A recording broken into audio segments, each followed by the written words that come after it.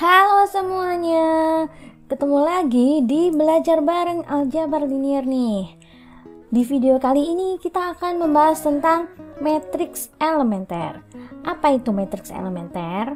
Sebelum kita bahas matriks elementer teman-teman, kita akan membahas terlebih dahulu tentang istilah yang namanya matriks ekivalen baris. Masih ingat nggak teman-teman, kalau misalkan saya punya satu matriks A, kemudian saya ubah dengan operasi baris elementer akan berubah menjadi matriks B. Masih ingat nggak? Bisa dilakukan dengan berapa cara? Bisa dilakukan dengan 3 cara, benar teman-teman. Yang pertama adalah mengalihkan baris ke I dari A itu dengan konstanta tak nol. Kemudian yang kedua teman-teman, masih ingat nggak apa? Betul, kita bisa menukarkan barisnya. Jadi ada posisi 2 baris yang kita tukarkan. Dan berikutnya yang ketiga, kita bisa mengalihkan suatu baris dengan kelipatan baris yang lain. Atau bisa kita tuliskan begini nih, menambahkan baris ke J dengan C kali baris ke I. Kayak gitu teman-teman. Nah sekarang kalau misalkan saya punya matriks A dan B, kita lihat di sini A dan B. Kita lihat perbedaannya ada di mana nih? Ada di baris ketiga gitu kan ya. Berarti kemungkinan, ini masih kemungkinan ya, ada yang namanya operasi baris yang digunakan untuk mengubah dari A ke B. Nah, ini ada perbedaannya di baris ketiga. Maka kita bisa melihat di sini kemungkinan ada OBE. Kira-kira apa OBE-nya di sini? Kita lihat di sini. Baris ketiga ini kita lihat, ini kan 1, terus kemudian ini 4. Supaya ini 1 jadi 4, kira-kira diapain ya? Maka kita bisa menambahkan di sini baris ketiganya dengan 3 kalinya baris pertama. Kita cek ya. Berarti 1 ditambah 3 kali 1 hasilnya 4. 4 ditambah dengan 3 kali 0 hasilnya tetap 4. 4 ditambah 3 kali 2 hasilnya adalah 4 tambah 6 yaitu 10.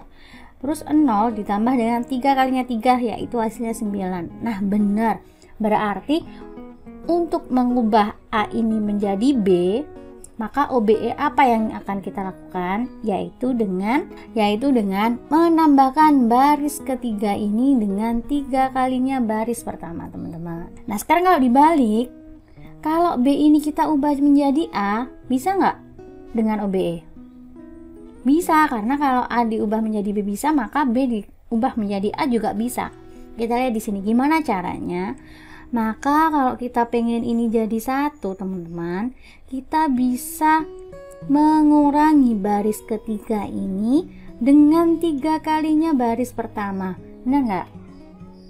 Kalau teman-teman cek, iya pasti berubah menjadi A. Kalau kita lakukan operasi dengan baris ketiga, kita kurangi dengan 3 kalinya baris pertama. Nah ini teman-teman, ketika kita ingin membalik suatu OBE dari A ke B, kemudian dibalik dari B ke A, maka kita bisa menemukan inverse operasinya. Jadi kalau misalkan kita ubah dari A ke B operasinya ini, maka kita bisa menemukan inverse operasinya.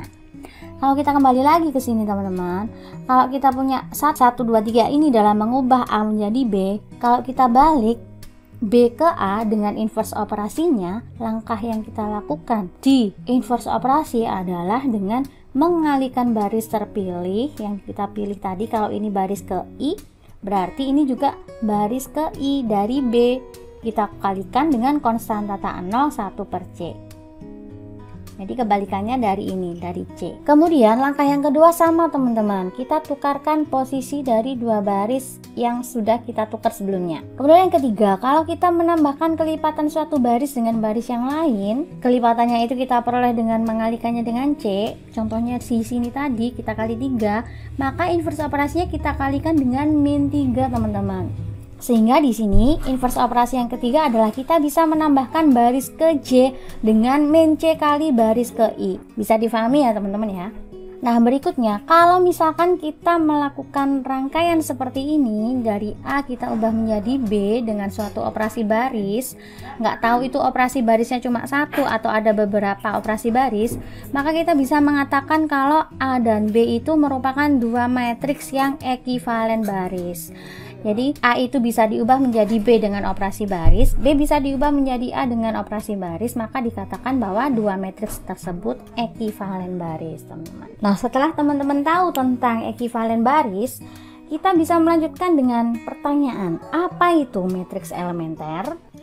Coba lihat di sini, teman-teman. Saya punya beberapa matriks yang persegi di sini. Kemudian kita amati di sini pada masing-masing matriksnya. Ini kan erat banget nih dengan yang namanya matriks identitas. Berarti teman-teman, kemungkinan ini mereka semua ini ada hubungannya dengan matriks identitas. Kita lihat di sini yang pertama. Untuk memperoleh matriks ini, teman-teman, kita bisa mengalihkan baris kedua dari matriks identitas I2 itu dengan min 3, benar nggak? Iya benar, berarti kita bisa mengalihkan dari I2 ini kita ubah dengan OBE, yaitu dengan cara mengalihkan baris kedua dengan min 3. Kemudian teman-teman, untuk yang matriks yang kedua ini, kita amati di sini, oh ternyata kalau kita kaitkan dengan matriks identitas, kita lihat di sini, kita bisa menukarkan baris kedua dengan baris keempat. Berarti matriks I4, teman-teman, identitas dengan ukuran 4x4, itu kita tukarkan posisinya R2 dengan R4. Kemudian yang matriks yang ketiga nih, teman-teman. Nah, kita lakukan hal yang sama, teman-teman. Kira-kira diapain matriks identitas I3 sehingga berubah menjadi matriks ini, teman-teman? Yaitu dengan menambahkan baris pertama dengan 3 kali baris ketiga. Benar ya? Berarti kita punya I3 ini kita lakukan operasi OBE dengan baris pertama kita tambah dengan 3 kali baris ketiga. Sehingga kita peroleh yang namanya matriks ini, teman-teman. Kemudian yang terakhir, nah ini matriks identitas itu sendiri. Berarti ya diapain?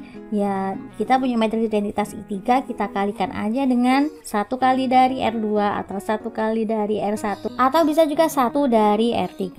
Nah, dengan demikian teman-teman, matriks-matriks yang kita peroleh dengan melakukan 1 kali OBE yang seperti ini pada matriks identitas, inilah yang kita sebut dengan matriks elementer, teman-teman.